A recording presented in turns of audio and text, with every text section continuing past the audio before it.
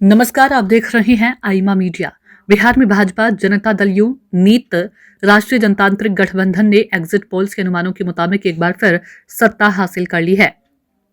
NDA की double century ने राजनीतिक विश्लेषकों को चौंका दिया, जबकि राजद, कांग्रेस और अन्य दलों के महागठबंधन को करारी हार का सामना करना पड़ा। बिहार की जनता का स्पष्ट जनादेश इस बात का प्रमाण है कि बीते 20 वर्षों से नीतीश कुमार के मुख्यमंत्री रहने के बावजूद उनके खिलाफ कोई सत्ता विरोधी लहर नहीं बन पाई। विपक्षी उनकी उम्र, स्वास्थ्य, मनोस्थिति और सेवानिवृत्ति की बातें तो उछालते रहे, लेकिन नीतीश कुमार की शख्सियत के बराबर खुद को खड़ा नहीं कर पाए। बिहार की जनता ने जिस स्पष्टता और मजबूती से अपना संदेश दिया, उसने सियासत के कई भ्रम तोड़ दिए हैं और ये साफ कर दिया कि वह केवल नारों से नहीं बल्कि व्यवहारिक शासन, स्थिर नेतृत्व और विकास की ठोस दिशा को प्राथमिकता देती है।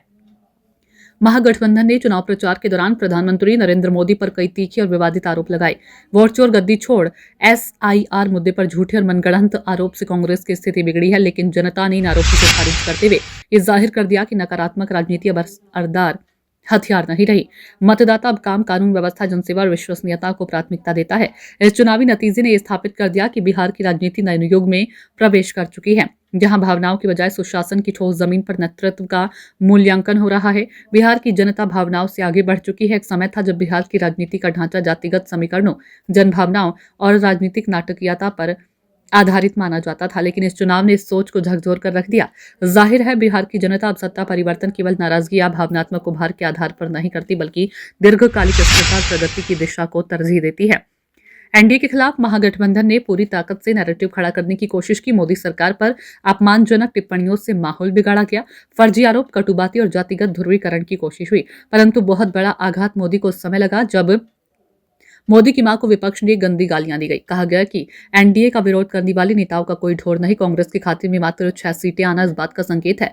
कांग्रेस की तुष्टीकरण की नीतियां पार्टी के खिलाफ है। राहुल ने एडी चोटी का जोर लगाया, लेकिन अंततः करारी हार ही नसीब हुई।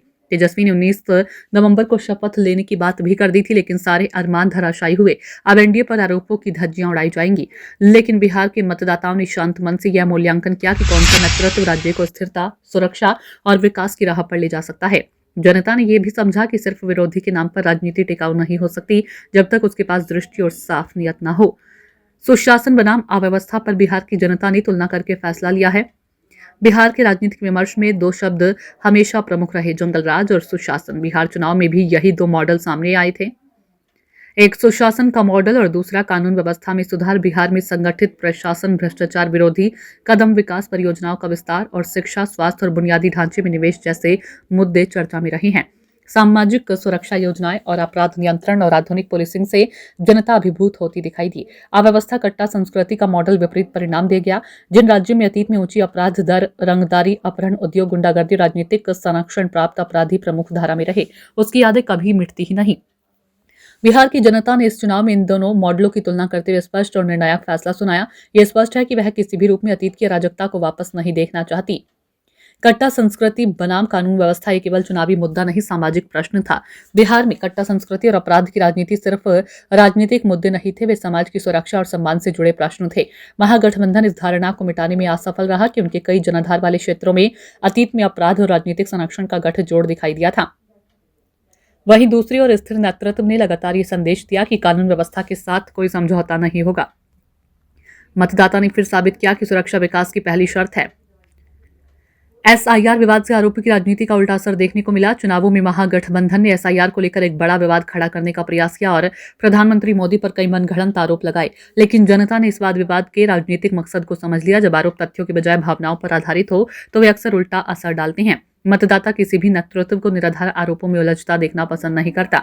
उसके लिए मायने रखता है क्या काम हुआ, क्या योजनाएं जमीन पर उतरी और किसकी नीयत साफ दिखती है। वोट चोर और गद्दी चोर जैसे शब्दों का परिणाम राजनीतिक गरिमा पर चोट करते हैं। लिहाजा महागठबंधन ने चुनाव प्रचार की भाषा को जिस तरह व्यक्तिगत और कटु बना दिया, उससे एक बड़ा वर्ग असहज हुआ। राजनीति में गरिमा, संतुलन और संयम महत्वपूर्ण है। जब नेता अपमानजनक शब्दों का प्रयोग करते हैं तो वह उनके कैरेक्टर का परिचय भी देता है।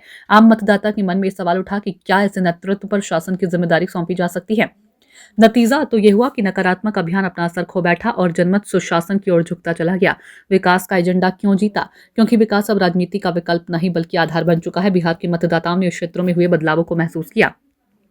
सड़कें बेहतर हुई, बिजली आपूर्ति स्थिर हुई, स्कूलों की स्थिति में सुधार, अस्पतालों का विस्तार, कृषि परियोजनाएं, महिलाओं की सुरक्षा की दिशा में कदम और रोजगार योजनाएं और कौशल केंद्रीय युवाओं के लिए छात्रवृत्ति व सहायता कार्यक्रम आदि मुख्य बिंदु थे।